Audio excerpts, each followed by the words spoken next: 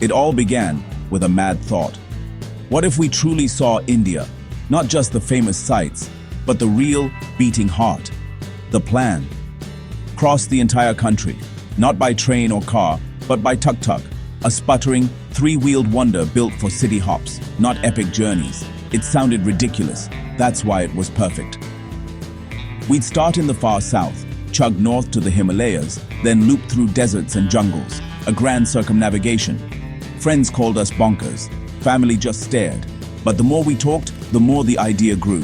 We packed light, a toolkit, first aid, a few clothes, and a giant map covered in hopeful pencil marks. The anticipation was electric, a mix of nerves and excitement. On a bright morning in Kanyakumari, with 3 oceans meeting behind us, our journey began.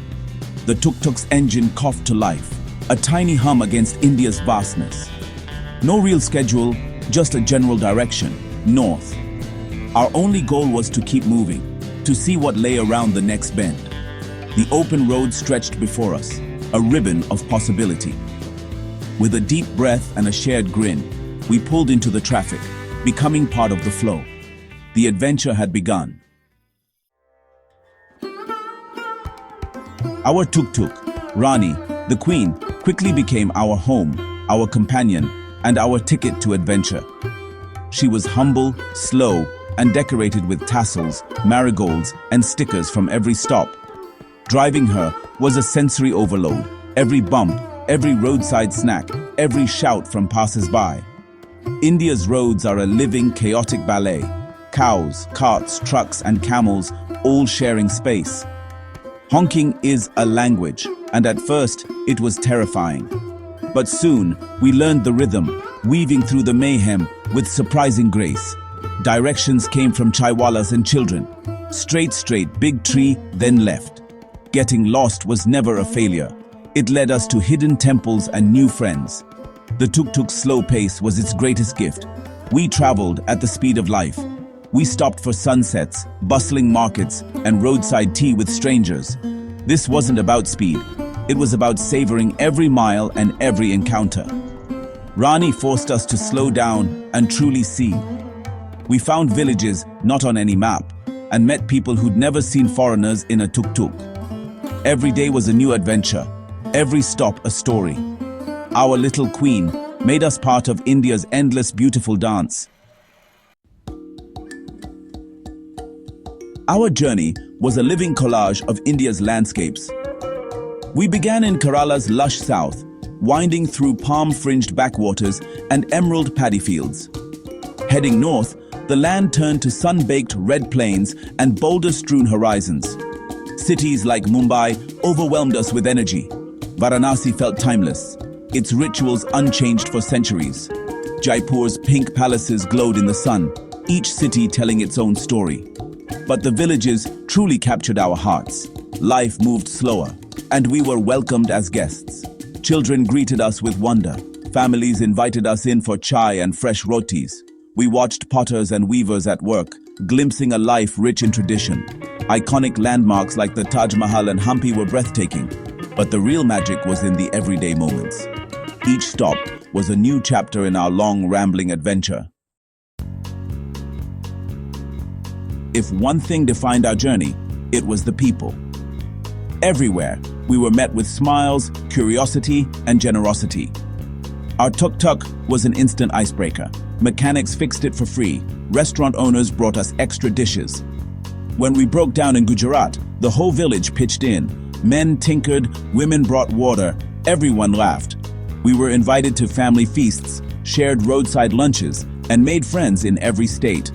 These weren't rare moments, they happened daily. We learned that kindness is a universal language, and a smile bridges any gap. The people we met saw us not as foreigners, but as fellow travelers. Their warmth and generosity became the heart of our adventure. Surprises were constant, sometimes wild, sometimes challenging.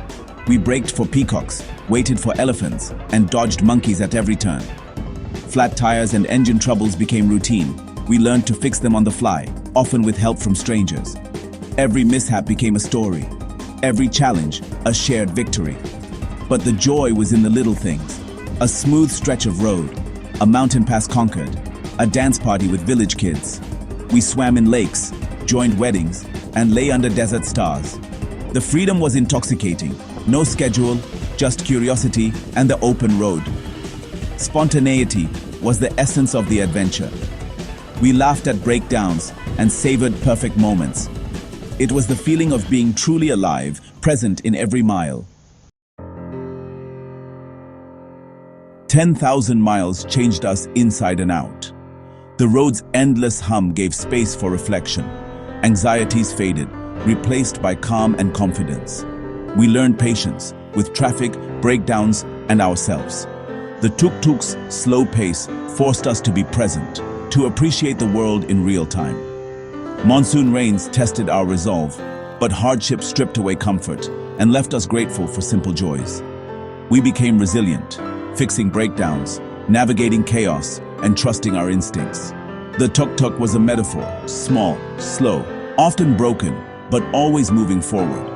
We started as tourists, but finished as part of India's tapestry. The miles measured not just distance, but how much we'd grown. India showed us that happiness is found in connection, simplicity, and kindness.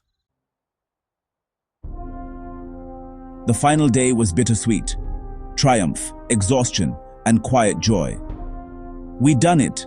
10,000 miles, a full loop, and our little Rani still running. Pulling over by the ocean, the engine finally silent, we traced our route on a battered map. The journey felt like a lifetime and a blink. The greatest lesson wasn't about geography, but about the spirit of adventure. Adventure isn't about danger or distance. It's a mindset. It's saying yes to the unknown, embracing uncertainty, and letting the world change you. The magic is in the detours, the breakdowns, the unplanned stops. As we said goodbye to Rani, we knew this was just the beginning. The journey taught us to live simply, be open, and look for the good in people. India gave us the gift of a lifetime. If you're dreaming of your own mad adventure, just go. The road will amaze you.